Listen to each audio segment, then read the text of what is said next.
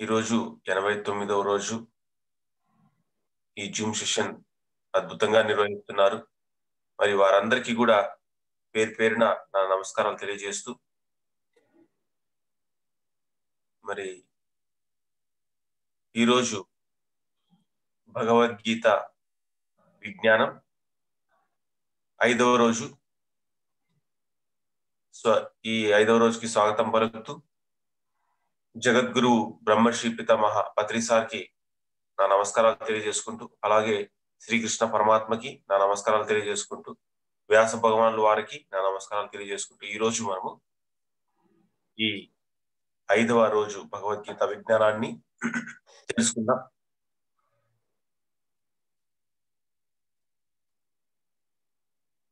ఒక పాటతో నేను స్టార్ట్ చేస్తాను.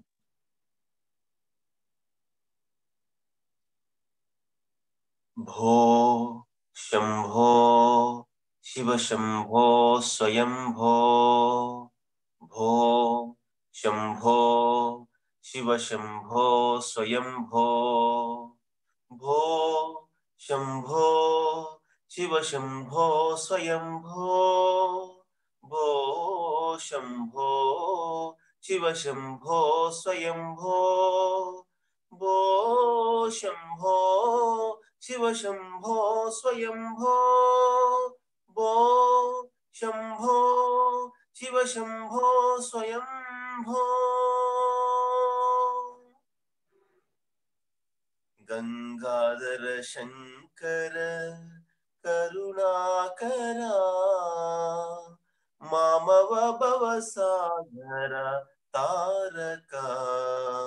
గంగాధర శంకర కరుణాకరా, మామవ భవ సాగర తారక.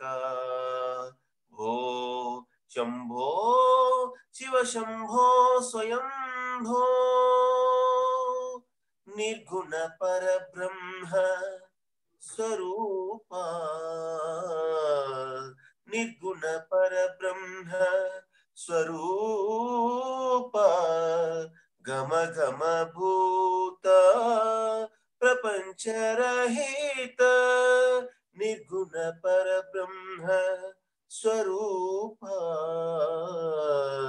గమ గమ భూత ప్రపంచరహిత, నిజ గుణ నిహిత నితాంతనంత, నిజ గుహ నిహిత నితాంతనంత,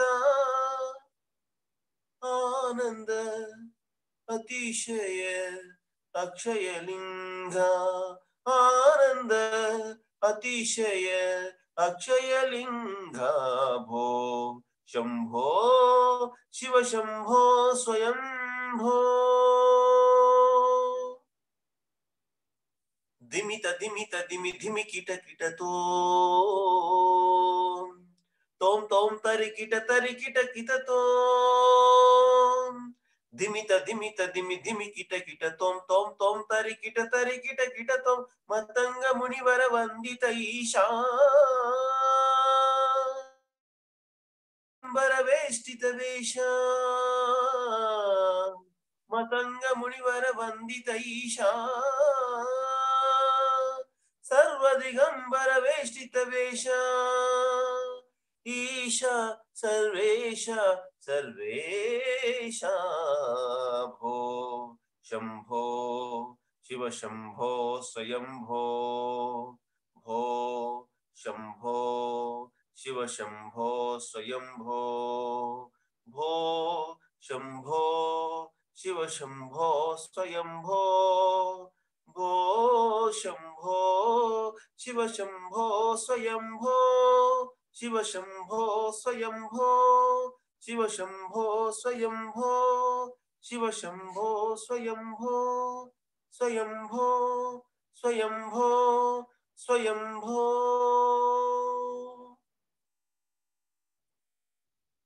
మరి ఈ అద్భుతమైనటువంటి భగవద్గీత విజ్ఞానాన్ని ఈరోజు తెలుసుకుందాం.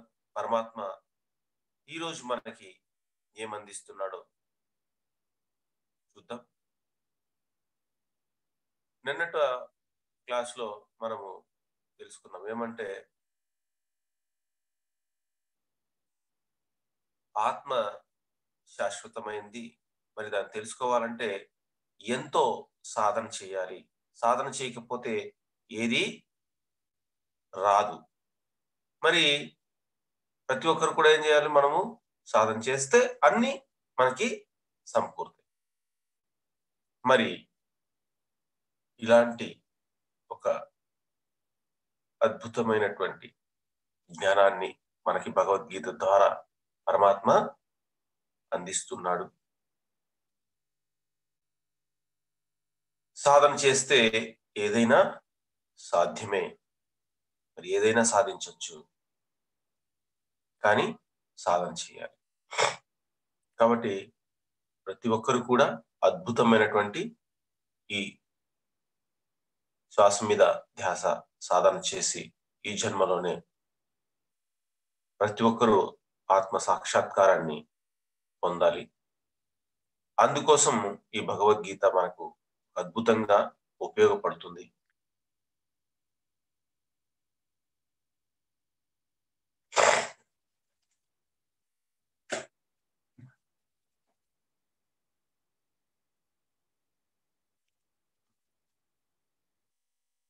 ఎంతో మంది సాధన చేస్తారు. మరి వాళ్ళందరూ కూడా ఆత్మ సాక్షాత్కారాన్ని పొందుతారా? అంటే ఇప్పుడు మనం పరమాత్మ ఏం చెప్తాడో చూద్దాం. ఎంతో మంది ప్రయత్నిస్తారు. మరి వాళ్ళందరూ కూడా ఆ పరమాత్మని పొందుతారా? మనుష్యానాం సహస్రేషు కచిద్యతతి సిద్ధయే యతతామపి సిద్ధానాం కశ్చిన్మాం వేత్తి తత్వతః. మనుష్యానాం సహస్రేషు కచిద్యతతి సిద్ధయే యతతామపి సిద్ధానాం కశ్చిన్మాం వేత్తి తత్వతః. వేల కొద్ది మనుషులు ఆ పరమాత్మని తెలుసుకోవాలని ప్రయత్నం చేస్తారు. వాళ్ళల్లో ఏ ఒకానొక్కడు మాత్రమే పరమాత్మని యథార్థంగా తెలుసుకుంటాడు. యథార్థంగా ఎవరో ఒక్కరు తెలుసుకుంటారు. మరి ఎంతో మంది ప్రయత్నం చేస్తారు. మరి వాళ్ళందరూ కూడా ఆయన్ని చేరుకుంటున్నారా అంటే ఇక్కడ ఆయన చెప్తున్న మనుష్యానం సహస్రేషు వేల కొద్ది మనుషుల్లో కచ్చిత్ యదది సిద్ధయే యస్తామపి సిద్ధానం కశ్చిన్వాన్ వేత్తి తత్వతః. కానీ ఏ ఒక్కనొక్కడు మాత్రమే ఆయన్ని యథార్థంగా తెలుసుకుంటున్నారు. వేలల్లో ఒకరు. ఇలా ప్రయత్నం చేస్తారు. 1000 మందికి ఒకరు, 2000 మందికి ఒకరు.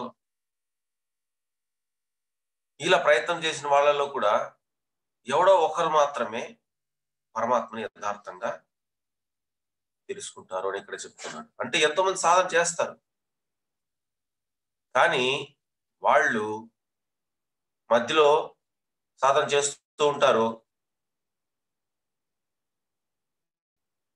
డబ్బు కోసం ప్రయత్నం చేస్తూ ఒకదారి వెళ్ళిపోతారు, లేదా వివిధ బంధాల్లో ఇరుక్కొని పక్కకి వెళ్ళిపోతారు. అంటే సాధన ఆపేస్తారు, సాధన చేయరు. సాధన చేయకుండా వాళ్ళ వ్యాపారాల్లో మునిగిపోతారు, లేదా వాళ్ళ ఉద్యోగాల్లో మునిగిపోతారు, లేదా కుటుంబంలో మునిగిపోతారు. ఇలా రకరకాలుగా వాళ్ళు ఆ సాధనని ఆపేస్తారు. కాబట్టి వాళ్ళు ఆ పరమాత్మని యథార్థంగా తెలుసుకోలేరు. ఎందుకంటే సాధన పరిపక్వతం అవ్వలేదు. ఎప్పుడైతే సాధనలో మనము పరిపక్వత సాధిస్తామో అప్పుడు మాత్రమే ఆ భగవంతుణ్ణి యథార్థంగా తెలుసుకుంటాము. ఏ ఒకానొక్కడు మాత్రమే నన్ను యథార్థంగా తెలుసుకుంటాడు. అదే చెప్తున్నాడు ఇక్కడ. యథార్థంగా నన్ను ఏ ఒక్కడో తెలుసుకుంటాడు. మరి దానికి ఒక చిన్న ఉదాహరణగా మనము ఒక కథ చెప్పుకుందాం. ఒక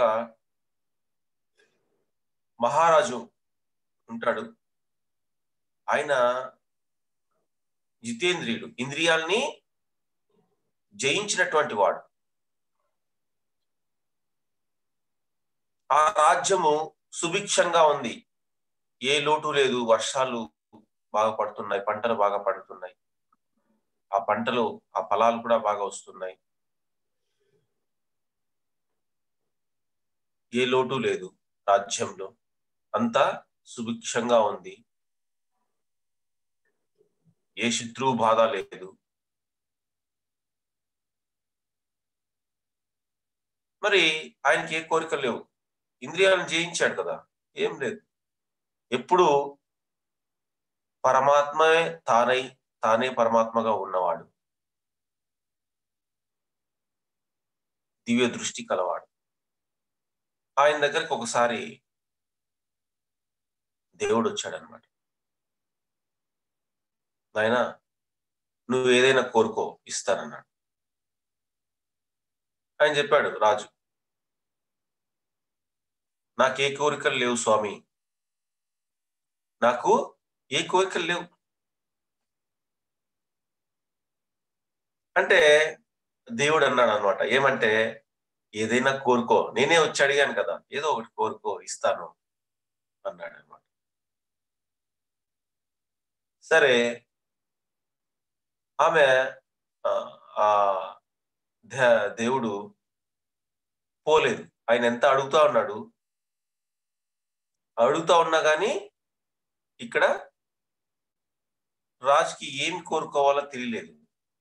ఏదో కోరుకోమన్నాడు కదా, ఏం కోరుకో, అన్ని ఉన్నాయి. అన్ని ఉన్నప్పుడు ఏం కోరుకోవాలి? ఏదన్నా లేనప్పుడు కోరుకుంటాము. అన్ని ఉన్నప్పుడు ఏం కోరుకోవాలి కదా. రాజుకి ఎంతోసేపు ఆలోచించినాడు, ఏమీ పాల్పోలేదు. దేవుడు చెప్తా ఉన్నాడు, స్వామి నాకేమొద్దు, నాకు ఏమొద్దు. ఆ దేవుడు అడుగుతా ఉన్నాడు, కాదు కాదు, నువ్వు ఏదో ఒకటి కోరుకోవాల్సిందే, తప్పదు. నేనే వచ్చి అడుగుతూ ఉంటే నీకేమి కోరుకోవడానికి? సరే, రాజు ఆలోచన చేసి అంటున్నాడు అనమాట. ఏమంటే, నా రాజ్య ప్రజలందరికీ కూడా నీ దర్శన భాగ్యం కలిగించండి అని. నా రాజ్య ప్రజలందరికీ మీ దర్శన భాగ్యం కలిగించండి. అప్పుడు దేవుడు అంటున్నాడు ఏమంటే, అది సాధ్యం కాదు, అది సాధ్యమయ్యే పని కాదు. అదెలా సాధ్యం అవుతుంది? మరి అది సాధ్యమయ్యే పని కాదు. ఎంతో సాధన చేయాలి. నన్ను చూడాలంటే, నన్ను తెలుసుకోవాలంటే. అందరికీ నేను కనిపించనయ్యా అంటే, లేదు లేదు, అది తప్ప ఇంక నాకేం వద్దంటాడు. ఇంకది తప్ప నాకేం అవసరం లేదు. మీరు నా రాజ్య ప్రజలందరికీ కూడా మీ దర్శన భాగ్యం కలిగిస్తే ఓకే, లేదంటే నాకు ఇంకా ఏం అవసరం లేదన్నాడు. సరే, అయితే నువ్వు పలానా రోజు నేను ఒక కొండపైన ఉంటాను, నువ్వు అందరినీ తీసుకొని రా అని చెప్పేసి చెప్తాడు. రాజు రాజ్యం అంతా దండోర వేయిస్తాడు అనమాట. ఏమంటే, అందరూ కూడా మనము ఆ సాక్షాత్తు ఆ దేవుడు దర్శనానికి వెళ్తున్నాము, అందరూ రాజ్య ప్రజలు అందరూ, పిల్ల జల్ల అందరూ వచ్చేసేయండి, ఆయన్ని దర్శించుకున్నాక మళ్ళా అందరూ కూడా తిరిగి వచ్చేస్తాం రాజ్యానికి అని చెప్పేసి చెప్తాడు. సరే, ఎప్పుడైతే రాజు రాజ్యమంతా దండోర వేయించాడో, ప్రజలంతా కూడా ఫలానా రోజు పోవడానికి సిద్ధమయ్యారు. ఆ రోజు రానే వచ్చింది. అందరూ బయలుదేరారు అనమాట. రాజు, రాణి, మంత్రి, సైన్యము మరి ఆ సైన్యమే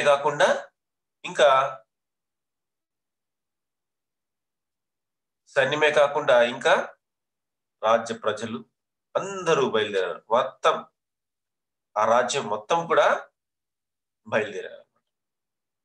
సరే, అందరూ బయలుదేరారు. రాజ్యంలో ఉన్న వాళ్ళందరూ కూడా అలా వెళ్తూ ఉన్నారు. పెద్ద కొండ. సరే, ఆ పెద్ద కొండ దాటి వెళ్తూ ఉన్నారు. అలా ఆ పైకి వెళ్ళాలి. ఆ మొదటగా ఆ కొండ ఒక రౌండ్ అలాగా తిరిగి ఆ పైకి వెళ్తుంది అది. అలా ఆ దారిలో అందరూ వెళ్తున్నారు. అక్కడ ఒక రాగి నాణేల కొండ కనిపించింది అనమాట. రాగి నాణేల కొండ కనిపిస్తే కొంతమంది పరిగెత్తి వెళ్ళిపోయారు. ఏమంటే వాళ్ళు ఎప్పుడు రాగి నాణేలు చూడలేదు. ఓహో, దీంతో మన జీవితము కొన్ని రోజులు బాగా గడుస్తుందని చెప్పేసి కొంతమంది వెళ్ళిపోయినారు.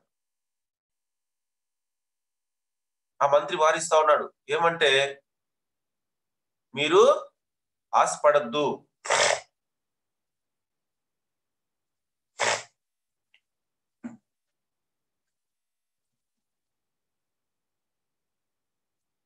మీరు ఆశపడద్దు అని చెప్తున్నాడు. ఆ రాగి నాణాల కోసం ఆశపడద్దు. మన లక్ష్యం ఏంటి అంటే ఆ భగవంతుని చూడడం. ఆ భగవంతుని దర్శించినాక ఇంకేం అవసరం లేదు. ఎందుకంటే ఎప్పుడు ఆనంద స్థితిలో ఉంటాం. ఒకసారి ఆత్మ సాక్షాత్కారం అయిన తర్వాత ఎప్పుడు ఆనంద స్థితే. దానికోసమే మానవాళి ప్రయత్నం అంతా కూడా. అందరి ప్రయత్నము అదే. మానవుడి లక్ష్యం అది. ఎప్పుడు ఆనందంగా ఉండాలి. ఆ ఆనందము ఏ వస్తువు వల్ల మనకి రాదు. దీనికోసం మీరు తాపత్రయపడి వెళ్ళిపోతున్నారే, మరి రాగి నాణాల కోసం అని వారిస్తే వాళ్ళు వినలేదు. మాకు అదే కావాలంటున్నారు. సరే, ఇంకేం చేసేది? వాళ్ళు కొంతమంది అక్కడ ఉండిపోయినారు. ఇంకా మిగిలిన వాళ్ళతో వెళ్తా ఉన్నారనమాట. వెళ్తా ఉంటే అక్కడ వెండి నాణేల కొండ కనిపించింది. వెండి నాణేల కొండ కనిపించింది అనమాట. సరే, ఇంకా కొంతమంది వెళ్ళిపోయారు. వెళ్ళిపోయారనమాట. ఏమంటే దానికోసం అట్రాక్ట్ అయ్యి వెళ్ళిపోయారు. సరే, ఆ ఎందుకు అని మళ్ళా వీళ్ళు వెళ్ళిపోతున్నారు కదా, మళ్ళా మంత్రి చూస్తాడనమాట. ఏమయ్యా, రాజుగారు మిమ్మల్ని పిలుస్తా ఉన్నారు, మీరెందుకు అట్లా వెళ్ళిపోతున్నారు అనేసి. రాజుగారు చెప్తా ఉన్నారనమాట, దానికోసం ఆశపడద్దండి. ఆ వెండి నాణేల కోసము ఆశపడద్దు. మన లక్ష్యము భగవంతుణ్ణి తెలుసుకోవడము. ఆయన్ని తెలుసుకుంటే ఇవన్నీ అల్పము. పోవద్దు అంటే వాళ్ళు వినలేదు. మేము ఇప్పుడు మా జీవితంలో ఇన్ని వెండి నాణేలు చూడలేదు అని చెప్పేసి వాళ్ళ దగ్గర ఉన్నటువంటి టవాల్లో, పంచల్లో అంతా వేసుకుంటున్నారు వెండి నాణేలు. సరే, ఇంకా మిగిలిన వాళ్ళతో వెళ్తూ ఉన్నారు దేవుణ్ణి చూడ్డానికి. ఇంకా ఎక్కుతూ ఉన్నారు. అలా ఎక్కుతూ ఉన్నప్పుడు అక్కడ బంగారు నాణ్యాల పెద్ద గుట్ట కనిపించింది. పెద్ద రాశి. అందరూ వెళ్ళిపోయారు. మంత్రితో సహా. ఏం చేస్తా ఉన్నారు? బంగారుని అంత వాళ్ళ దగ్గర ఉన్నటువంటి ఏ ఉన్నాయో, ఎంత చేతికి అందాలో అంత ఎత్తుకుంటా ఉన్నారు. రాజు వారించాడు, నాయనలారా వద్దు, ఈ బంగారం కోసం తాపత్రయపడదు. ఈ బంగారం వల్ల మీకేం లాభం? ఈ బంగారం వల్ల మీకు జీవనోపాధి రావచ్చు, కానీ మీలో ఆనందం రాదు. మీ అంతరంగంలో ఉన్నటువంటి ఆ భగవంతుణ్ణి దర్శించాలంటే ఎంతో సాధన చేయాలి. అలాంటి భగవంతుడు మనకు దర్శనం ఇస్తా అని చెప్తా ఉన్నాడు. మరి అలాంటి భగవంతుని చూస్తే ఇంకా నిత్యము ఆనందంగానే ఉంటాము. మరి మీరెందుకు దీనికోసము ప్రాకులాడతారంటే వాళ్ళు వినరు. మా జీవితంలో మాకు ఇంత బంగారు చూడడం ఇదే ప్రథమం అని వాళ్ళు బంగారుని తీసుకుంటా ఉన్నారు. అందరూ వెళ్ళిపోయారు. ఇంకెవరున్నారు? రాజు రాణి ఇద్దరే ఉన్నారు. మరి అలా వెళ్తూ ఉన్నారు. ఒక వజ్రాల కొండ కనిపించింది. మరి రాణి చూసిందనమాట. ఎంత అద్భుతంగా ఉంది. ఆమె జీవితంలో ఎప్పుడు చూడలేదు అట్లాంటిది. అద్భుతమైనటువంటి వజ్రాలు మెరుస్తా ఉన్నాయి.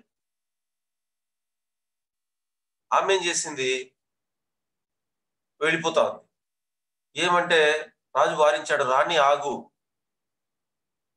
దీనికన్నా ఈ వజ్రాల కన్నా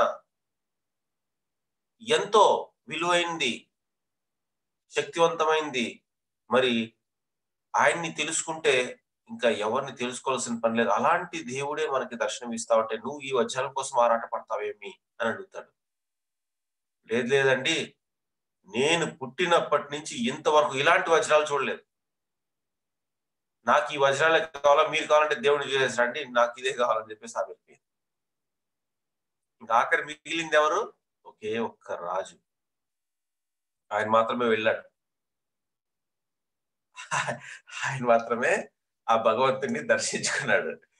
అలా వేల కొద్ది మనుషుల్లో ఎంతో మంది ప్రయత్నం చేస్తారు, కానీ ఏ ఒకానొక్కడు మాత్రమే ఆయన్ని యథార్థంగా తెలుసుకుంటాడు. కాబట్టి భగవంతుణ్ణి తెలుసుకోవాలంటే ఎంతో మంది ప్రయత్నం చేస్తారు. అందరికీ ఆశే, ఎంతో ప్రయత్నం చేస్తారు, కానీ ఏ ఒకానొక్కడు మాత్రమే ఆయన్ని యథార్థంగా చూస్తాడు, తెలుసుకుంటాడు. అదే పరమాత్మ ఈ శ్లోకం ద్వారా సర్వ మానవాళికి అందిస్తున్నాడు. కాబట్టి మన సాధనని మాత్రం మనము మర్చిపోకూడదు. మనం సాధన చేస్తూనే ఉండాలి. మన సాధనని ఎప్పుడు ఆపకూడదు. ఏ విషయాన్ని ఎంత బిజీగా ఉన్ని కానీ మన సాధన మనం చేస్తూనే ఉండాలి. అప్పుడే మనం యథార్థంగా భగవంతుణ్ణి తెలుసుకుంటాము. ఏదో ఒక దానికి మనము ఏదో ఒక కారణం చేత ధ్యానాన్ని మాత్రం ఆపకూడదు.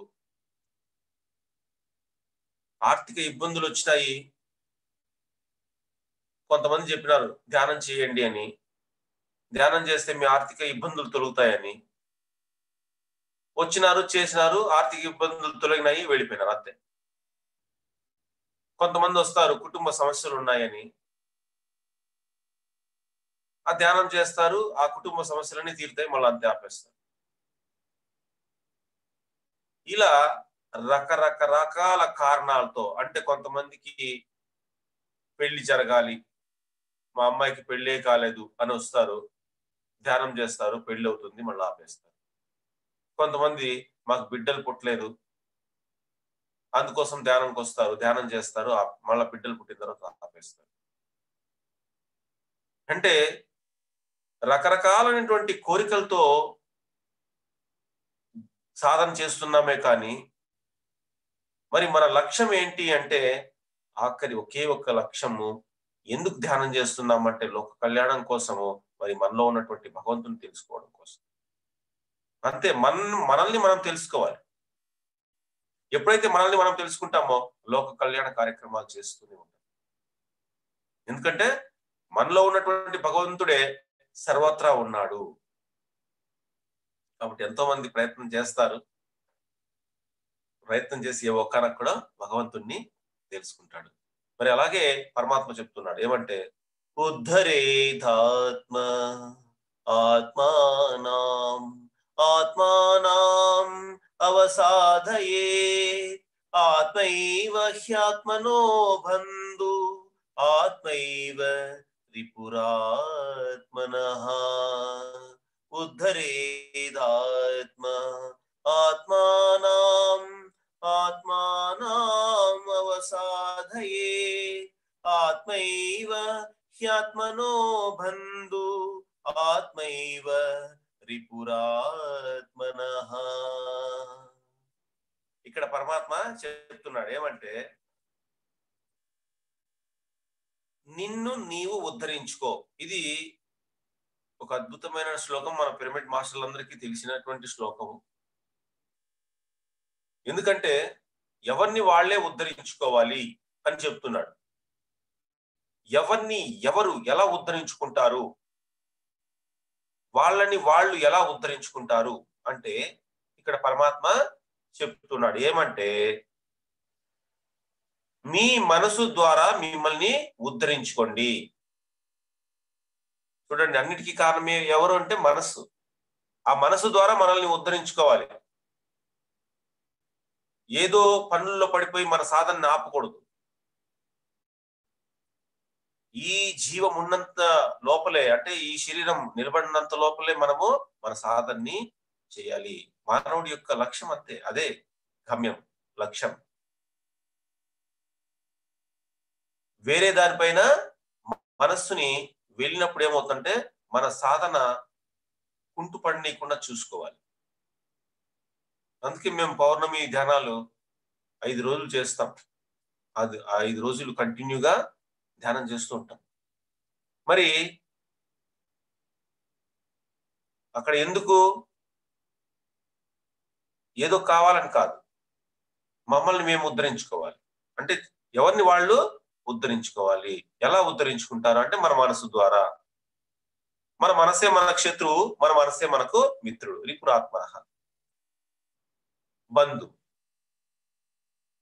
బంధువు మనస్సే, శత్రువు అంటే మన మనస్సే మనకు శత్రువు, మన మనస్సే మనకు మిత్రుడు అని చెప్తున్నాడు. మిమ్మల్ని మీరు దిగజార్చుకోవద్దు.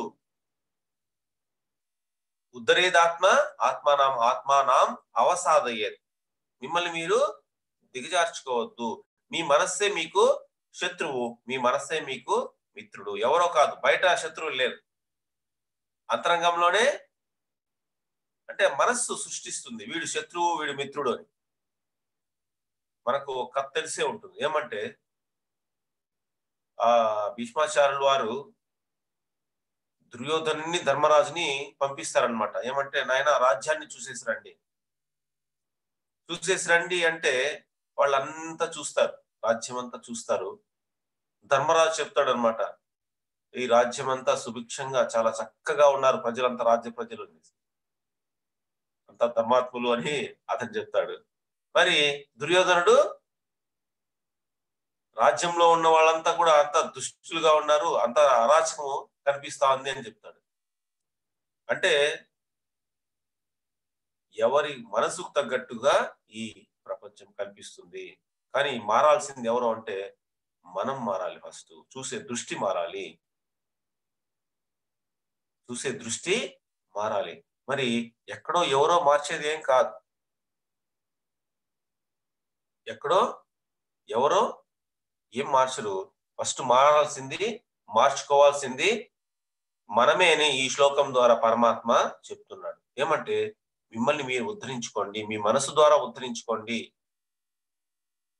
ఒక ఆయన మారాలనుకున్నాడు. ఎవరైనా కానీ ఇప్పుడు ధ్యానం చేయాలంటే మనలో రావాలి, నేను చెయ్యాలి, ఈ జన్మ వృధా కాకూడదు, ఈ వృధాగా చనిపోకూడదు. నేను ఏముంది, అందరూ పుడతారు, అందరూ చదువుకుంటారు, మరి అందరూ ఉద్యోగాలు చేస్తారు, ఏదో ఉద్యోగాల వ్యాపారాల్లో వాళ్ళకు తగ్గట్టు ఏదో జీవనోపాధి కోసం చేస్తారు, మరి పెళ్లి చేసుకుంటారు, పిల్లల్ని కంటారు, వాళ్ళని పెద్ద చేస్తారు, మళ్ళా వాళ్ళకి చదివించి వాళ్ళకి పెళ్లిళ్ళు చేస్తారు, మళ్ళా వాళ్ళ పిల్లలు కంటారు. ఈ రొటీన్ లైఫ్ ఇదంతా జరిగిపోతుంది. మరి మనం ఈ భూమిపైకి వచ్చింది ఎందుకు? వీటి కోసమేనా? ఇంకా ఏమైనా ఉందా? అదే భగవద్గీత బోధిస్తుంది. ఏమంటే అది కాదు, అవి అన్ని జరుగుతాయి, అన్ని పక్షుల దగ్గర నుంచి జంతువుల దగ్గర నుంచి అవి జరుగుతూ ఉంటుంది. కానీ మనము ఈ మానవ జన్మ తీసుకొని వృధాగా మాత్రం చనిపోకూడదు, సాధన చేయాలి. ఈ జన్మలో, అందుకే పత్రిసార్ చెప్తారు, ఈ జన్మలోనే సాధిస్తామయ్యా. శ్వాస మీద ధ్యాస అనే ప్రక్రియను నువ్వు చెయ్యి. ఎందుకంటే మనసును నిలవరించాలంటే దానికి ఒక పని చెప్పాలి, లేకపోతే అది ఉండదు. అలా ధ్యానంలో కూర్చున్నా పోతా ఉంటుంది సినిమా రీల్ లాగా. ఏదేదో రకరకాల గతంవి, భవిష్యత్తువి పోతా ఉంటాయి. అలా కాదు. ధ్యానంలో కూర్చుంటే మనతో మనం మమేకం కావాలి. మరి మనల్ని మనం ఉద్ధరించుకోవాలి. అది ఎవరనుకుంటే వాళ్ళకవుతుంది. మనం అనుకుంటే సాధన చేయాలి అనుకుంటే మనం చేస్తాం. మనం చేస్తే మనం ఉద్ధరించబడతాం. చేయలేదు వాళ్ళు ఉద్ధరించబడరు. సాధన చేయాలి. కన్ను బాగున్నప్పుడే కాళ్ళు బాగున్నప్పుడే నీవెవరో తెలుసుకో మనసా. కళ్ళు బాగున్నప్పుడే కాళ్ళు బాగున్నప్పుడే నీవెవరో తెలుసుకో మనసా. అవయములన్నీ శిథిలములు కానప్పుడే దైవ కార్యము చేయి మనసా. అవయవములన్నీ శిథిలములు కానప్పుడే దైవ కార్యము చేయి మనసా. కళ్ళు బాగున్నప్పుడే కాళ్ళు బాగున్నప్పుడే నీవెవరు తెలుసుకో మనసా. కాబట్టి అన్ని బాగున్నప్పుడే సాధన చేయాలి. ఆ కళ్ళు కనపడలేనప్పుడు ఏం చేయలేము. మరి వంగిపోయినప్పుడు ఈ శరీరము ఏమి చేయలేము. కాబట్టి ఆ బాగున్నప్పుడే సాధన చేయాలి. అయ్యో అప్పుడు సాధన చేసింటే బాగుండే అంటే ఏమి కాదు. కాబట్టి అందుకే ఇక్కడ పరమాత్మ చెప్తున్నాడు, మనల్ని ఎవరిని వాళ్ళే ఉద్ధరించుకోవాలి. ఎలా ఉద్ధరించుకుంటారు? మనసు ద్వారా ఉద్ధరించుకుంటారు. సరే, ఒక ఆయన అనుకున్నాడు, నేను నన్ను ఉద్ధరించుకోవాలనుకున్నాడు. ఒక స్టేషన్ మాస్టర్ అనమాట.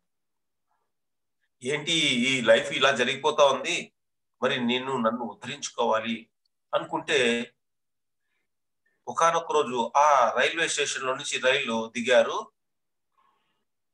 గురువు గారు శంకరులు, మరి వారి శిష్యులు స్వామి రామ. సరే, ఇద్దరు దిగారు. వాళ్ళు చూస్తేనే ఈ స్టేషన్ మాస్టర్ కి ఒక అద్భుతంగా అనిపించింది ఎందుకో ఆ లోపల మనసులో. సరే, స్టేషన్ మాస్టర్ ఏం చేశాడు, ఆయన దగ్గరికి వెళ్ళాడు. పోయి, గురువు గారు నమస్కారం, మిమ్మల్ని చూస్తూనే నాకు ఎంతో లోపల ఒక అద్భుతంగా అనిపిస్తోంది. మిమ్మల్ని చూస్తానే ఏదో ఒక తెలియని భావన కలుగుతా ఉంది. నేను నన్ను ఉద్ధరించుకోవాలనుకున్నాను. మీరు ఏదైనా గనక నాకు ఒక మాట చెప్తే నేను దాన్ని పాటిస్తాను అంటాడు.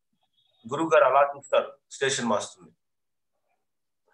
చూస్తే ఆయన చెప్పాలనిపించదు. నేను చెప్పను, ఆ శిష్యుని చూపిస్తాడు అనమాట. 17 కుర్రాడు. రామా నువ్వు చెప్పు అంటాడు. నువ్వు ఏదో ఒక మాట చెప్పు.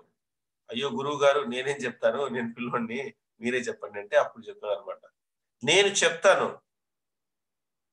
నేను చెప్పినప్పుడు దాన్ని నువ్వు త్రికరణ శుద్ధిగా చేస్తావా? త్రికరణ శుద్ధిగా నువ్వు చేసినప్పుడు చేస్తాను అంటే నేను నీకు ఒక మాట చెప్తా. కానీ లేదంటే నేను త్రికరణ శుద్ధిగా లేదు చేయను అంటే నువ్వు వెళ్ళిపో ఇప్పుడే. అంటే త్రికరణ శుద్ధి అంటే మనస వాచ కర్మణ, ఆ మూడు నువ్వు కరెక్ట్ గా ఉండి చేస్తారంటే నేను ఒక మాట చెప్తానంట. సరే, ఆయన స్టేషన్ మాస్టర్ ఒప్పుకుంటాడు. ఎందుకంటే ఆయన అనుకున్నాడు మార్పు రావాలి, ఎన్ని అంతా మామూలు లైఫే, అందరూ చేసే గడిపే లైఫే, ప్రత్యేకత ఏముంది.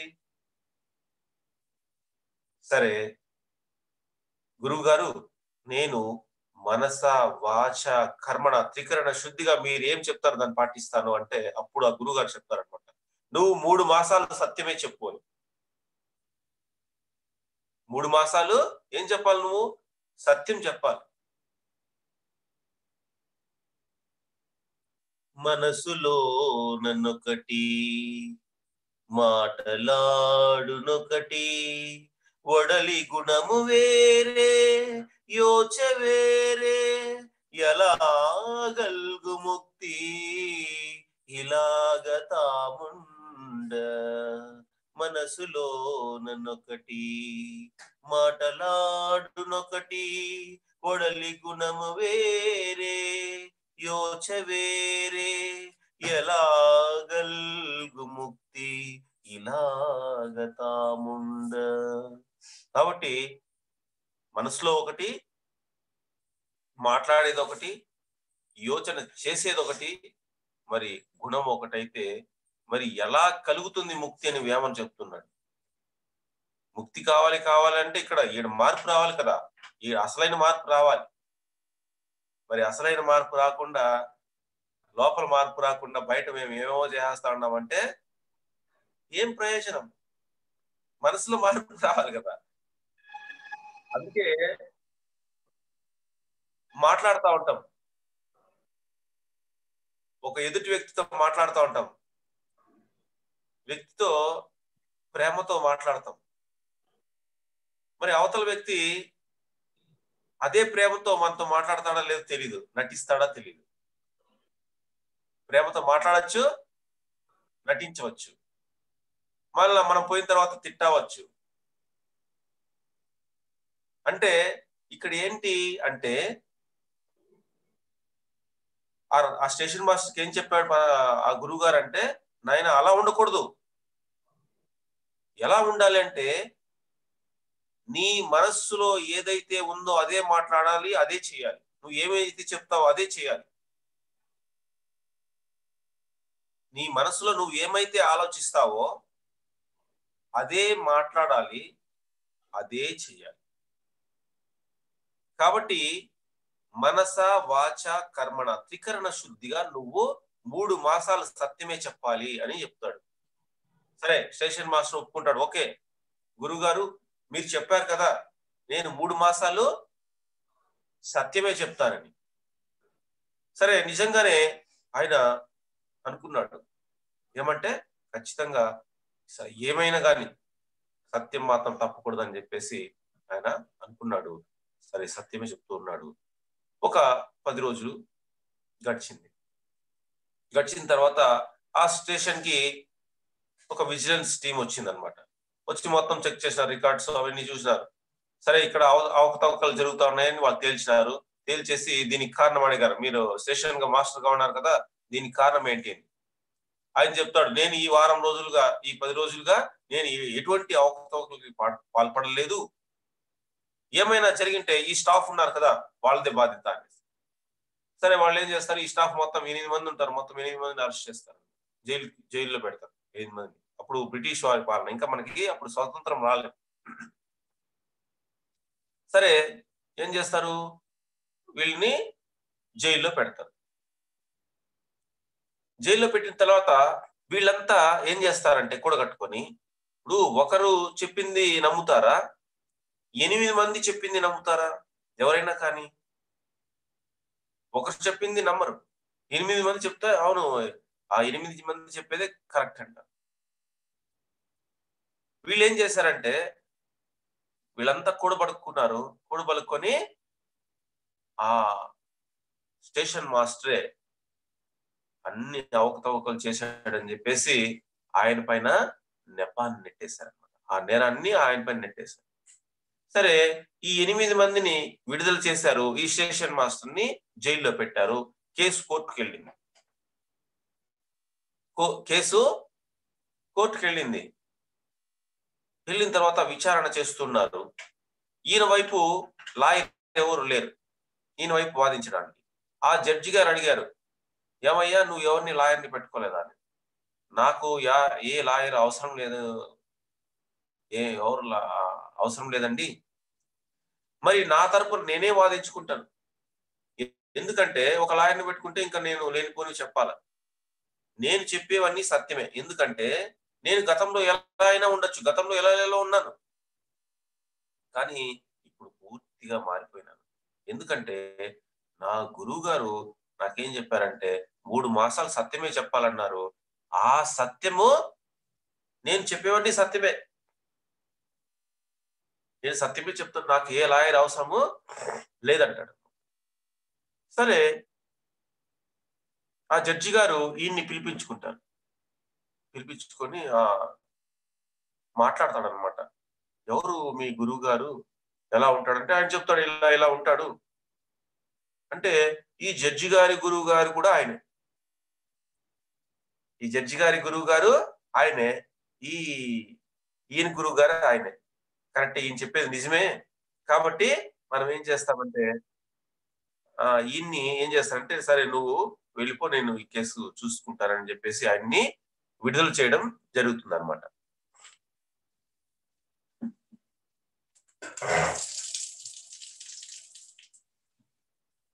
ఆ విడుదల చేయడము జరుగుతుంది. సరే ఆ ఆయన వెళ్ళిపోతాడు. వెళ్ళిపోయిన తర్వాత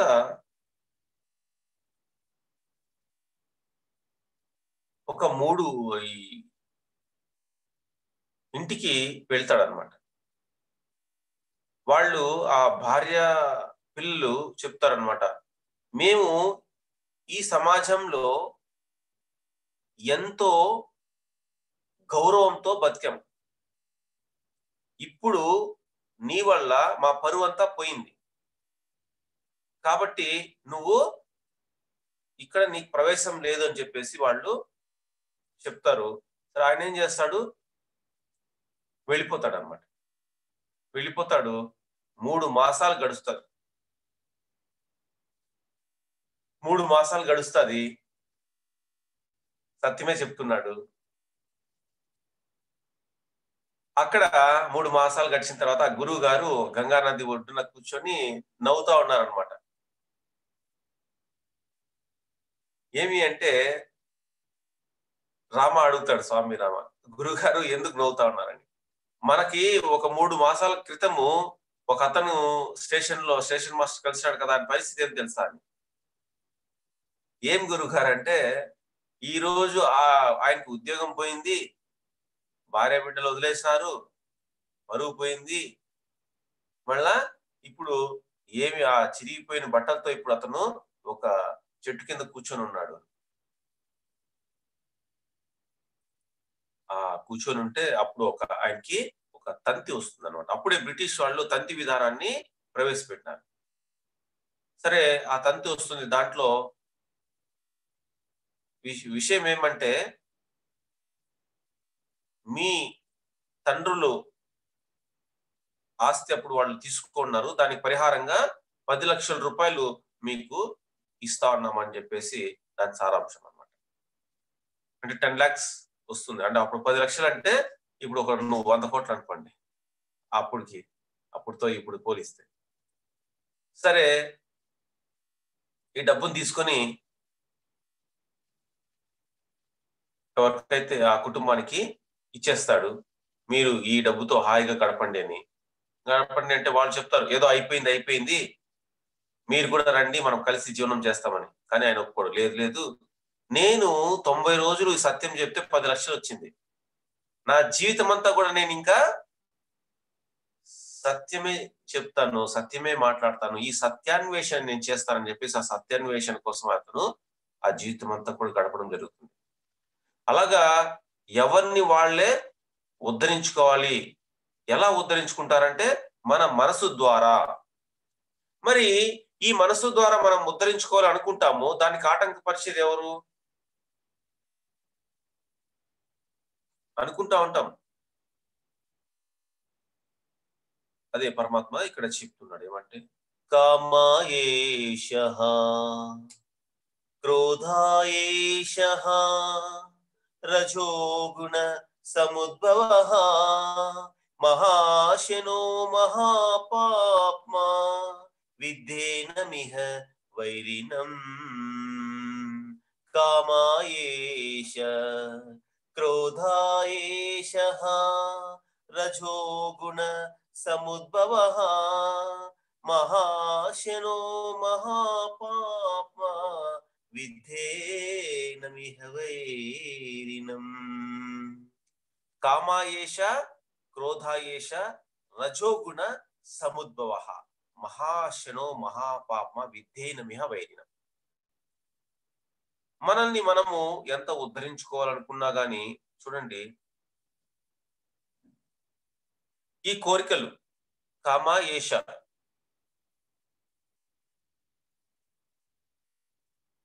క్రోధ ఏష, రజోగుణ సముద్భవ. ఈ రజోగుణం నుంచి ఈ కామము క్రోధము వస్తాయి.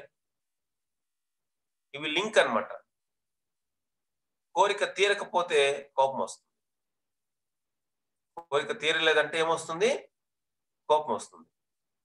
ఇవి ఎలాంటిది అంటే తిండిపోద్ది, మహాశనం, తిండిపోద్ది ఇది. ఇప్పుడు కోరిక తీరింది, మళ్ళా ఇంకొక కోరిక వస్తుంది. మహాశనో మహాపాప. కాబట్టి దీన్ని పాపిష్టి దానిగా ఎరుంగుము అని పరమాత్మ చెప్తున్నాడు. కామాయేష క్రోధాయేష రజోగుణ సముద్భవ. ఇప్పుడు ఒక ఆవిడ ఉంది, ఒక భర్తని అడిగింది ఏమంటే, ఏమండి నాకు ఒక నక్లీస్ కావాలి, ఒక మన బంధువులది ఒక పెళ్లి ఒకటి ఉంది, ఒక నక్లీస్ కావాలి, ఒక పట్టు చీర కావాలి. సరే ఆయన ఏం చెప్పాడంటే, మొన్ననే కదా ఒక చైన్ కొన్నాము, ఇప్పుడు నక్లీస్ ఇప్పుడు అవ్వదు, ఇంకొక 6 నెలల తర్వాత కొందాము, ఇప్పుడు కావాలంటే చీర మాత్రం కొనుక్కో అన్నాడు. ఆమెకి వెంటనే కోపం వచ్చేసింది. ఏమంటే ఎందుకు? కోరిక తీరలేదు. ఆమె ఆ నక్లీసే కావాలనుకునింది. సరే ఆమె కోరిక తీరలేదు. ఏం చేయలేదంటే 3 రోజులు వంట చేయలేదు. వంట ఆపేసింది, వంట చేయలేదు. ఏమంటే కోపం వచ్చింది ఆమెకి. ఎందుకు కోపం వచ్చింది? కోరిక తీరలేదు. ఆమె అడిగింది అక్కడ తీరలేదు. ఆ కోరిక ఎప్పుడైతే తీరలేదో కోపం వచ్చింది. మరి ఇప్పుడు ఒక కోరిక కలిగింది మనకి. ఏమి అంటే ఏదో ఒక ఇష్టమైనటువంటి పదార్థాన్ని తినాలనుకున్నాం. కొంతమంది బజ్జీలు తినాలనుకుంటారు, కొంతమంది బోండాలు తినాలనుకుంటారు. రకరకాలుగా ఏదో ఒకటి ఇష్టమైనవి ఉంటాయి, అవి తినాలనుకుంటారు. అవి తినాలనుకున్నప్పుడు ఏమవుతుంది అంటే కోరిక కలిగింది. కోరిక కలిగింది, తింటారు. సరే మళ్ళీ ఆ రోజుకి ఇంకంతే, మళ్ళీ తినరా అంటే మళ్ళా తింటారు. మళ్ళా అంటే కోరిక తీరింది, ఇంకా ఇంకా ఇంతేనా చాలా అంటే, ఇప్పుడు చూడు ఒక ఆవిడ ఉంటుంది, షాప్కి వెళ్ళి షాప్కి వెళ్ళింది, ఒక మంచి చీర కొనుక్కున్నది. కొనుక్కున్న తర్వాత పక్కింటి ఆవిడ పిలిచింది, అక్కయ్య మీరు రండి షాపింగ్ పోదాము, నేను ఒక చీర కొనాలని పక్కింటి ఆమె పిలిచింది అనమాట. ఈ రోజు ఈమె చీర కొనుక్కునింది, బాగుంది, నచ్చింది, కొనుక్కునింది. మరుసటి రోజు పక్కింటి ఆవిడ పిలిచింది, రండి షాపింగ్ పోదాము, ఒక చీర కొనుక్కోవాలి నేనని. సరే ఆమె చీరలు చూస్తామంటే కొత్త కొత్త డిజైన్లు వచ్చినాయి, వల్ల ఈమెకి మళ్ళా తీసుకోవాలనిపిస్తుంది. ఆడ కూడా ఇంకొకటి నచ్చింది ఈమె.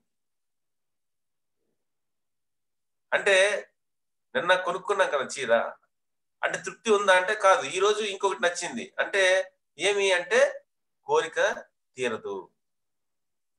ఏదో ఒకటి కోరిక, ఇప్పుడు ఒకటి పోతే ఒకటి వస్తా ఉంటుంది. అందుకే చెప్తున్నారు తిండిపోద్ది అది. ఒక కోరిక పోతే ఇంకొక కోరిక, అలా ఏమవుతుందంటే అవి దాన్ని నువ్వు శత్రువుగా చూడు అని చెప్తున్నాడు. శత్రువుగా నువ్వు ఎరుంగుము. ఏవి? కామాయేష క్రోధాయేష రజోగుణ సముద్భవ మహాశను మహాపాపమ విద్యనమే పోయిన. కాబట్టి ఈ కామాన్ని, క్రోధాన్ని, కోపాన్ని కూడా, కోపమే నీ శత్రువు. కోపం ఇప్పుడు వచ్చింది, కోపం ఇప్పుడు వస్తే మళ్ళా రాదని ఏమైనా గ్యారంటీ ఉందా? మళ్ళా వస్తుంది కోపం. కాబట్టి ఈ కోరికలు, ఈ కోపము, ఎందుకంటే కోపం చాలా శత్రువు మనకి, వాటిని శత్రువుగా చూడాలి మనం. ఈ కోపాన్ని, కోరికల్ని శత్రువుగా చూడాలి అని ఇక్కడ. అంటే ఆధ్యాత్మికంగా మనం ఎదగాలనుకున్నప్పుడు, స్పిరిచువల్ గా మనం ఎదగాలి అనుకున్నప్పుడు ఈ కోపము, ఈ కోరికలు అనేవి మనకి, అంటే ఏదో వస్తువుల పైన కోరికలు, ఎన్నో రకాల వస్తువులు, కొంతమంది రకరకాల కోరికలు. ఒక ఆయనకి యయాతి మహారాజ్ అనమాట ఆయన.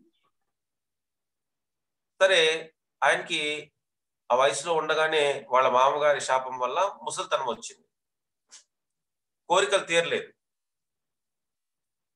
సరే కోరికలు తీరలేకపోతే వాళ్ళ అంటే గురువు గారు ఆయన అడుగుతాడు అనమాట, శుక్రాచార్యుల వారు. ఏమయ్యా నాకు ఇలా కోరికలు తీరలేదు, నాకు ఏదన్నా ఈ శాపం విమోచన కలిగించండి అనేసి. అప్పుడు ఆయన చెప్తాడనమాట, నీకు నేను నీ శాపాన్ని ఏం చేయలేను కానీ ఒక ఉపాయాన్ని చెప్తాను. అదేమంటే, నీకు ఎవరైనా యవ్వనాన్ని ఇస్తే నీ ముసలితనాన్ని వాళ్ళకి ట్రాన్స్ఫర్ చేస్తాను. ఈ ఆప్షన్ ఉంది. ఒకటి ఉంది ఉపాయం. ఏమంటే, వాళ్ళ యవ్వనాన్ని నీకిస్తే నీ ముసలితనాన్ని వాళ్ళకి ట్రాన్స్ఫర్ చేస్తాను అని చెప్తాను. సరే అప్పుడేమవుతుంది అంటే, ఈ రాజుగారు అంతా విచారణ చేస్తారు. ఎవరన్నా ఉన్నారా? ఎవరన్నా ఉంటే మరి వాళ్ళకి కొంచెం డబ్బులిచ్చి, ఏదో ధనం ఆశ చూపించేసి ఈ ముసలితనానికి వాళ్ళకిచ్చి వాళ్ళ దగ్గర నుంచి వాళ్ళ యవ్వనాన్ని పొందుతామని చూస్తాడు. కానీ ఎవరు ఒప్పుకోరు. ఎవరు ఒప్పుకుంటారు? ముసలితనాన్ని ఇస్తామంటే ఎంత డబ్బున్నా గానీ ముసలితనం వల్ల ఏం ప్రయోజనము? అంతే కదా! ఏదో ఒక సినిమాలో చూపిస్తారు. ఏమంటే, ఆ ₹1,00,00,000కి బర్త్‌డే అమ్మేస్తుంది. అతను బాగున్నాడు కాబట్టి ఆమె కొనుక్కుంటుంది. ముసలివాడిని నమ్ముతామంటే ఎవరన్నా కొనుక్కుంటారా? కొనుక్కోరు కదా! ఆ! అలాగా యవ్వనంలో ఉన్నారు కాబట్టి, యవ్వనంలో ఉండే వాళ్ళకి ఎంత డబ్బులిస్తాము, మీకు కోట్ల రూపాయలిస్తాము, మీకు ముసలితనము వస్తుంది, మీరు ఎంజాయ్ చేయండి అంటే వాళ్ళు ఏం చేస్తారు? ఎవరు ఒప్పుకోలేదు అలాగా. సరే ఆ యయాతి మహారాజు కుమారుడు ఒప్పుకున్నాడు. నాన్నగారు నా యవ్వనాన్ని మీకిస్తాను. మీ ముసలితనాన్ని నేను తీసుకుంటానని ఒప్పుకున్నాడనమాట. సరే దాన్ని ఒప్పుకుంటే శుక్రాచార్యుల వారు ఏం చేశారు? దాన్ని ట్రాన్స్‌ఫర్ చేశారు. ఓకే. ఆయన కొడుకు యవ్వన తండ్రికి, తండ్రి ముసలితనము కొడుక్కి వచ్చేసింది. మళ్ళా ఈయన ఒక జీవితకాలం యవ్వనంతో బాగా అనుభవించాడు. ఒక బాగా అన్ని కోరికలు తీర్చుకున్నాడు. మళ్ళా ముసలితనం వచ్చింది యయాతి మహారాజుకి. కానీ ఒక కోరిక తీరలేదు. మళ్ళా కోరికలు అన్ని అట్లే ఉన్నాయి. కోరికలు మొత్తము అలాగే ఉన్నాయి. ఆయనకు అర్థమే కాలేదు. ఈ జీవితం కాలం అంతా అనుభవించిన మళ్ళా కోరికలేమి తీరలేదు, ఇలా ఉన్నాయి.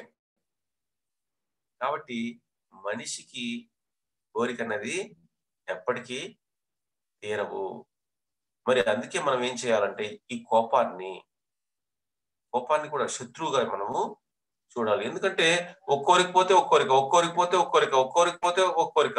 ఒక ఇల్లు ఉంది, మళ్ళా ఏం కావాలనుకుంటే ఇంకొక ఇల్లు కావాలనుకుంటాడు. మళ్ళా ఇంకొక ఇల్లు కావాలనుకుంటాడు. ఒక స్కూటర్ ఉంది, ఇంకొక స్కూటర్ కావాలి అంటే కొత్త కొత్త దానిపైన ఆశ. కాబట్టి పరమాత్మ ఇక్కడ ఏం చెప్తున్నాడంటే, దీన్ని మీరు శత్రువుగా చూడండి అని చెప్పేసి మనకి ఇక్కడ బోధిస్తూ ఉన్నాడు. కానీ చూడండి ఇక్కడ ఆ పరమాత్మ అంటే మనస్సు ఎలాంటిదంటే, ఎవరికైనా కానీ మనము మనల్ని ఉద్ధరించుకోవాలి, ఈ నుంచి బయటపడాలి అంటే అసంశయం మహాబాహో మనో దుర్నిగ్రహం చలం అభ్యాసేన తు కౌంతేయ వైరాగ్యేన చ న గృహ్యతే. అసంశయం మహాబాహో మనో దుర్నిగ్రహం చలం అభ్యాసేన తు కౌంతేయ వైరాగ్యేన చ న. నిస్సందేహంగా, అసంశయం మహాబాహో నిస్సందేహంగా ఎవరి మనసైనా కానీ చంచలమే. ఎవరి మనసైనా కానీ చంచలమే. కానీ అభ్యాసం వల్ల, వైరాగ్య గుణాల వల్ల దాన్ని సాధించవచ్చు. ఉపాయం ఉంది. ఎలాంటి వాళ్ళ మనసైనా చంచలమే, కానీ ఉపాయం లేకపోలేదు. అభ్యాసం చేస్తే, అభ్యాసం చేయాలి. అభ్యాసం చేస్తే వైరాగ్య గుణాలతో ఉన్నప్పుడు ఏమవుతుంది? ఖచ్చితంగా మనము ఈ మనస్సుని అధిగమిస్తాము. ఎందుకంటే అది చంచలం. ఎలాగా నీళ్ళలాగా అది కదులుతూనే ఉంటుంది. కాబట్టి మనము దీన్ని ఎలా చేయాలంటే, సత్సంగత్వే నిస్సంగత్వం, నిసంగత్వే నిర్మోహత్వం, నిర్మోహత్వే నిశ్చలతత్వం, నిశ్చలతత్వే జీవన్ముక్తి. భజ గోవిందం భజ గోవిందం, గోవిందం భజ మూఢమతే. కాబట్టి మనస్సుని ఒక చోటికి నిలువరించాలంటే, ఒక చోటికి ఉంచాలి అంటే దానికి అభ్యాసం చేయాలి. లేదా వైరాగ్య గుణాలతో ఉండాలి. ఏదైనా గాని, ఇప్పుడు ఏకలవ్యుడు ఉన్నాడు. సరే, ఏకలవ్యుడు ద్రోణాచార్యుని వారిని గురువుగా అనుకున్నాడు. ఆయనేమో ఆయన నేరుగా నేర్పించడానికి విలువిద్య ఒప్పుకోలేదు. సరే, ఈయన ఏకలవ్యుడు ఆయన్నే గురువుగా అనుకున్నారు. ఆయన ప్రతిమని చేసుకొని సాధన చేశాడు, అభ్యాసం చేశాడు. సరస్వతీదేవి ఆయన్ని కటాక్షించింది. అద్భుతమైనటువంటి విద్య నేర్చుకున్నాడు. మరి ఎలా వచ్చింది? అభ్యాసం చేస్తే వచ్చింది. మరి అర్జునుడు ఉన్నాడు.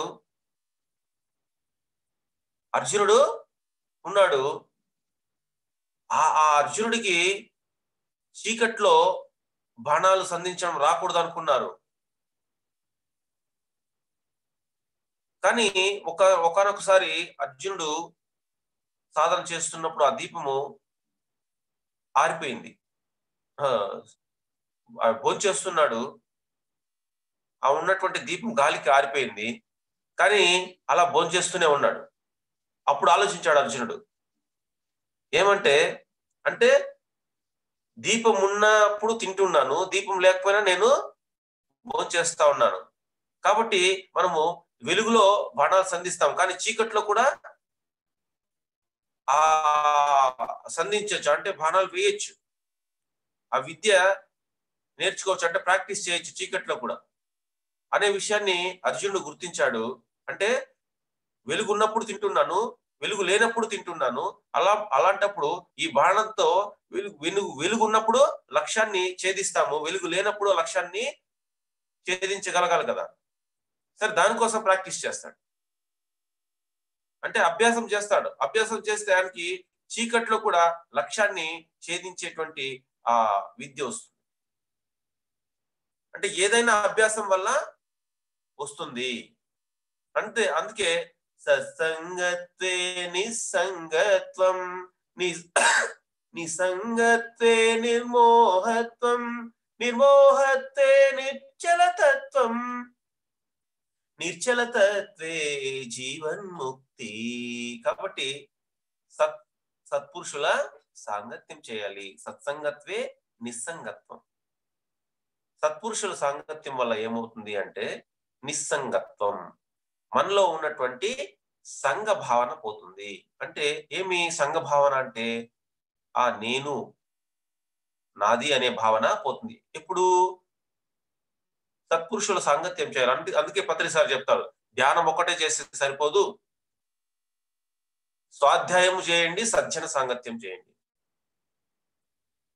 స్వాధ్యాయం చేయాలి, సజ్జన సాంగత్యం కూడా చేయండి అని చెప్తాడు పత్రిసారి. అంటే ఆ మూడు ఉండాలి. ఆ మూడు ఉంటేనే మనకు బ్యాలెన్స్ అవుతుంది. అంటే ధ్యానము, స్వాధ్యాయము, సజ్జన సాంగత్యం.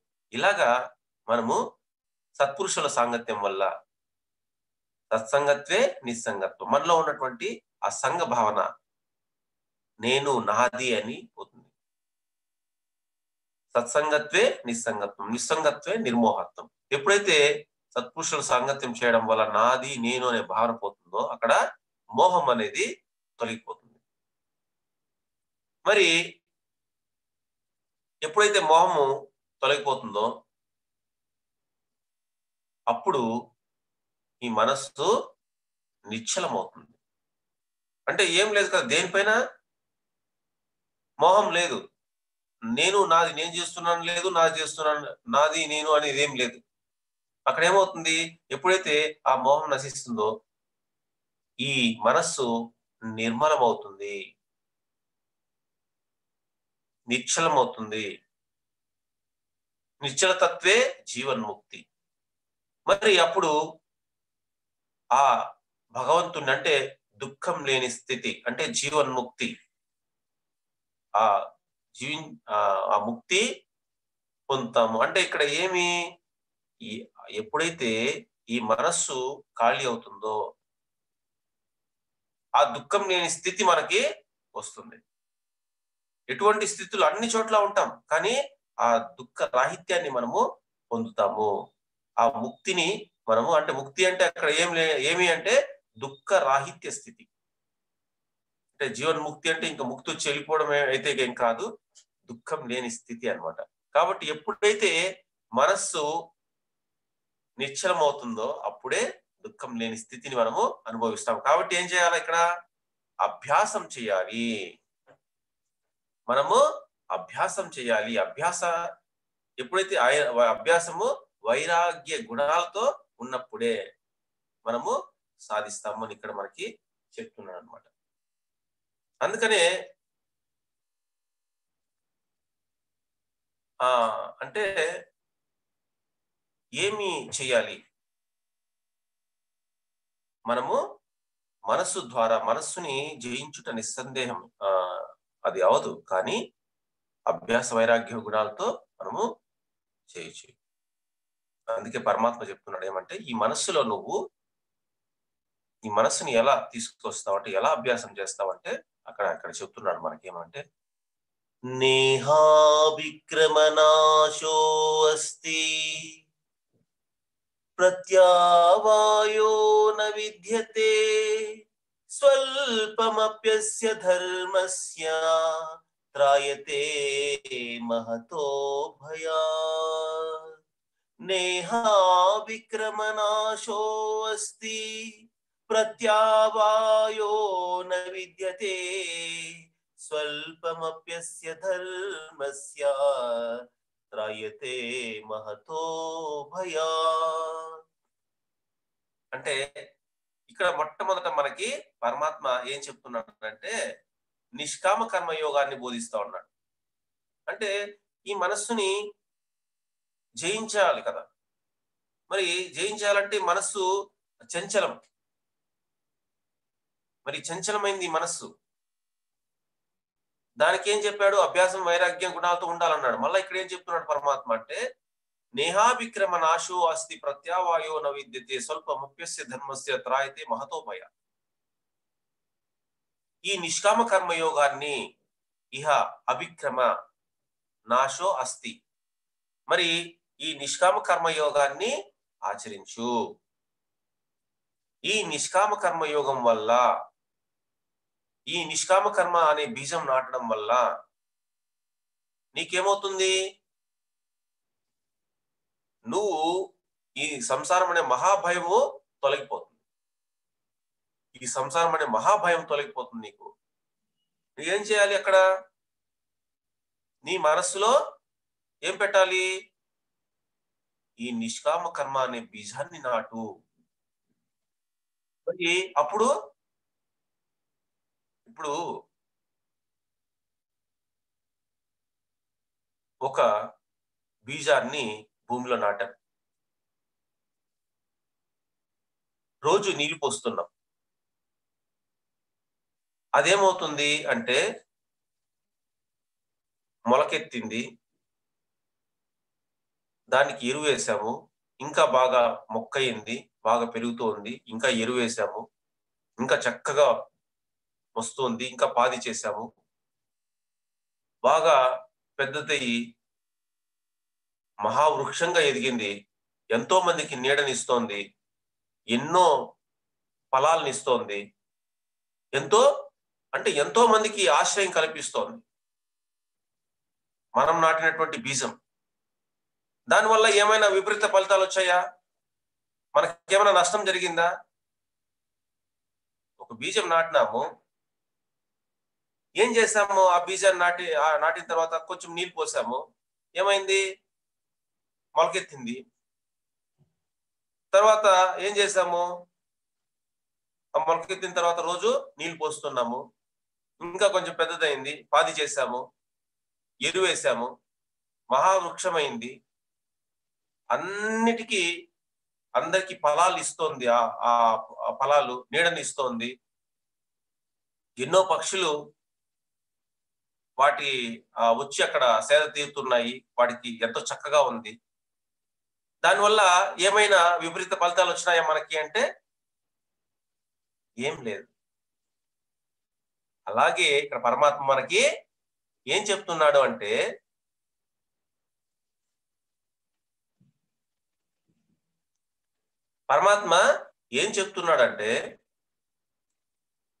మీరు ఏమి చేయొద్దు, ఈ నిష్కామ కర్మ అనే బీజాన్ని మీ మనసులో నాటండి. ఈ నిష్కామ కర్మ అనే బీజాన్ని మీరు నాటితే చాలు, దాంట్లో ఏ విపరీత ఫలితాలు మీకు రావు. ఇంకా మీకు ఒకటి లాభం ఉంది, ఏమంటే దానివల్ల మీకు ఈ సంసార భయం అనేది పోతుంది, ఈ సంసార మహా దుఃఖం అనేది పోతుంది. మీరు చేయాల్సింది ఏమి అంటే ఈ బీజాన్ని నాటాలి, నిష్కామ కర్మ అనే బీజాన్ని నాటండి అనేసి ఇక్కడ పరమాత్మ చెప్తున్నాడు. అంటే అక్కడ ఏం చేయాలి? మనము నేను చేస్తున్నాను అనే భావన వదిలిపెట్టు. నిష్కామ కర్మ అంటే అది, నేను చేస్తున్నాను అనే భావన వదిలిపెట్టు. దైవ కార్యము మనము చేస్తున్నాము, దైవ కార్యంగా చేస్తున్నాము అంటే ఫలితం ఆశించకుండా చేయడం, ఏ ఫలితాన్ని ఆశించకుండా మనము చేయడం అన్నమాట. అంటే ఈ నిష్కామ కర్మ అనే బీజాన్ని నాటితే ఏమవుతుంది అంటే దీనివల్ల మనకేమీ నష్టం లేదు. ఇంకా దానివల్ల ఏమవుతుందంటే ఈ సంసార మహా దుఃఖం నుంచి మనము బయటపడతాం. అందుకే ఇక్కడ పరమాత్మ చెప్తున్నాడు, నువ్వు ఏ పని చేసినా నిష్కామంగా చెయ్యి, ఏది ఆశించి చేయొద్దు. ఇప్పుడు ఒక గుడి కట్టిస్తాం అనుకోండి, గుడి కట్టించిన తర్వాత ఏమనుకుంటారు? నేనే కట్టించిన అనుకుని కట్టిస్తా ఉంటాం. మళ్ళా కట్టిస్తా ఉంటే ఒక చోట వరకు వస్తుంది, అది ఇంకా డబ్బులు లేక ఆగిపోతుంది. ఇంకొకరు వస్తారు, ఎన్ని కోట్లైనా కానీ నేను ఖర్చు పెడతానంటాడు. ఆయన వస్తాడు, ఆయన ఖర్చు పెట్టి చేస్తాడు. అందరూ ఆయన్నే పొగుడుతా ఉన్నారు, బాగా భలే చేశాడు, ఇన్ని కోట్లు ఖర్చు పెట్టి అనేసి. ఈ ఫస్ట్ స్టార్ట్ చేశాడు కదా, ఈయన బాధపడతా ఉంటాడు, కుమిలిపోతా ఉంటాడు. ఎందుకు అంటే అక్కడ నేను ప్రారంభించినాను, నేను చేసినాను, నేనే అనేసి నేను అనుకొని ఉంటాడు. అప్పుడు నేను అనుకున్నప్పుడు ఏమవుతుంది? నేనే ప్రారంభించాను, నేనే మొదలు పెట్టాను అంటాడు. దానివల్ల ఏమవుతుంది అంటే ఆశించాడు, అక్కడ ఏమవుతుంది? దుఃఖం. మనం ఆశించి అంత ఫలితం రాకపోతే బాధపడతాం. ఒక్కటే మనం చూడాల్సింది, ఈ పరమాత్మ మనకి బోధిస్తున్నాడు, నువ్వు నిష్కామ కర్మ అనే బీజాన్ని నీ మనసులో నాటు. ఆ మనసులో నాటితే అంటే ఇక్కడ చేస్తున్నది ఏదో ఫలితం ఆశించి చేయకపోతే ఎక్కడ బాధపడం. ఎక్కడైనా కానీ చూడండి, అక్కడికి పోతే ఆ పని అయిపోవాలి, ఇక్కడికి పోతే ఈ పని అయిపోవాలి, ఆ పని కాకపోతే బాధపడతాం. అదే దైవ కార్యంగా చేస్తే, దైవకార్యం నిష్కామంగా ఏ ఫలితము ఆశించకుండా చేస్తామో, ఫలితం ఆశించకుండా చేసినప్పుడు మనకి ఏ బాధ కలగదు. చూడండి, ప్రతి ఒక్కరూ ఏదో ఒకటి ఆశించి చేస్తారు. ఆ ఆశించకుండా చేసినప్పుడు ఆశించకూడదు, ఆశించకుండా దైవం చేయిస్తున్నాడు. మరి ఆ దైవం చేయిస్తున్నప్పుడు అన్ని బాగా జరుగుతాయి. మనకేం కావాలో ఆయనకు తెలీదా? అన్ని ఆయన ఇస్తాడు. అందుకే ఆయన చెప్తా ఉన్నాడు ఏమంటే, నువ్వు ఈ నిష్కామ కర్మ అనే బీజాన్ని నీ మనసులో నాటు. మరి దీనివల్ల నీకు ఏమీ లాస్ లేదు, నీకు విపరీత ఫలితాలు ఏం రావు, నువ్వు పోగొట్టుకునేది ఏం లేదు. దీనివల్ల నీకు ఇంకా జరిగితే మంచే జరుగుతుంది, నీ సంసారం అనే మహా దుఃఖం పోతుంది. కాబట్టి ఇక్కడ నువ్వు ఏం చేస్తావంటే ప్రతి పని నిష్కామంగా చేయి, ఫలితాన్ని ఆశించేయద్దు. ఏ ఫలితాన్ని ఆశించకుండా నీ కర్తవ్యాన్ని నువ్వు చెయ్యి. కాబట్టి ఇక్కడ మనం ఈరోజు తెలుసుకోవాల్సింది ఏమంటే, ఏ పని చేసినా నిష్కామంగా, అంటే ఫలితం ఆశించకుండా చేయాలి. అప్పుడు ఏమవుతుంది అంటే, ఒక చెట్టులాగా ఇప్పుడు చూడండి, ఒక బీజం నాటాము, ఏమైంది? ఆ ఆ మొక్కయి మానైంది, అన్ని నీడనిస్తోంది, ఎన్నో పక్షులు నివాసంగా ఉంటుంది. మరి చక్కటి నీడ మరి ఎంతో మంది అక్కడ నిల్చుకోవచ్చు. ఆ ఎండకి ఆశ్రయము కల్పిస్తుంది, ఆ వాన పడినా అక్కడ ఉండొచ్చు. అంటే ఎన్నో రకాలుగా ఆ చెట్టు ఉపయోగపడుతుంది. అలాగే మన మనసు కూడా నిష్కామ కర్మ అనే మనం ఆ బీజాన్ని మనసులో నాటాలి. తద్వారా ఏమవుతుంది అంటే, అది అంటే ఫస్ట్ ఒక బీజాన్ని నాటాము, ఫస్ట్ స్టార్ట్ చేస్తాం ఏ పనైనా కానీ, మొదట మొదలు పెడతాము. తర్వాత తర్వాత ఏమవుతుంది, ఏ పని చేసినా మనకు తెలియకుండానే నిష్కామ భావంతో చేస్తూ వెళ్ళిపోతాం. అందుకే ఫస్ట్ ఆ బీజాన్ని నాటాలి. ఎక్కడ? మన మనసులో. తద్వారా మన అద్భుతమైనటువంటి ఆధ్యాత్మిక మార్గంలోకి మనము ప్రయాణం చేస్తాం. కాబట్టి ఈరోజు ఇంత చక్కటి అవకాశం ఇచ్చినటువంటి పామూరు పిరమిడ్ స్పిరిచువల్ సొసైటీ మాస్టర్లందరికీ పేరు పేరున నమస్కారాలు తెలియజేసుకుంటూ, అంటే ఇక్కడ పరమాత్మ మనకి ఈ నిష్కామ కర్మ అనే దాన్ని ఈరోజు మనకి చెప్తున్నాడు. అంటే మనసు చంచలం, మరి మనసుని మనము ఒక సరైన మార్గంలోకి పెట్టాలి అంటే అక్కడ ఈ పరమాత్మ మనకు ఈ నిష్కామ కర్మ దాన్ని ఇక్కడ మనకు తెలియజేస్తున్నాడు. ఈ నిష్కామ కర్మ వల్ల మనము ఈ సంసార దుఃఖం నుంచి మనం అద్భుతంగా బయటపడతాము అనే ఉపాయాన్ని మనకి ఇక్కడ పరమాత్మ బోధిస్తున్నాడు. Okay masters, thank you.